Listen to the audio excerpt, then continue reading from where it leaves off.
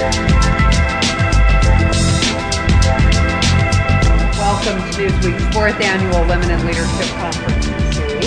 Baby Buchanan, president of the American Cause, and of course a political commentator, CNN, Fox News, and all over the place.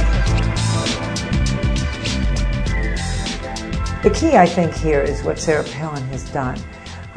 She really has put to rest this idea that there's just a certain kind of woman, a certain profile of a woman that really rises to power, and those other women really aren't up to snuff. And that woman was defined by the feminists, you know, as they defined someone who was enlightened and emboldened. And Sarah Palin didn't fit the mold at all. I think what is so remarkable is that she's not only enormously strong and confident and successful, she's also totally feminine. And this is what has just awakened a thrill and excitement amongst conservative women. We can be just as feminine as we want to be and completely successful and bring to the table what women bring to the table and not leave that at the door and dress a little more like a man and act a little more like a man and talk like one. We don't need to do any of those. Sarah never did any of that. She is completely a woman.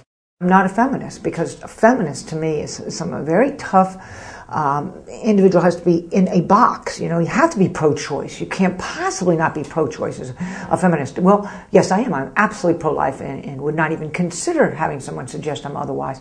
And it goes on issue after issue. And so I reject that term. But in its truest forms, the word feminist is Sarah Palin. She is the true feminist in the sense that she has the children. She has as many children as she wants. No one tells her, you know, you better restrict the number of children you have if you really want to move ahead, and your husband should stay home and take care of them. I mean, she's just thrown all of that out and done what women have always done, had families, and at the same time been strong and powerful in their own right.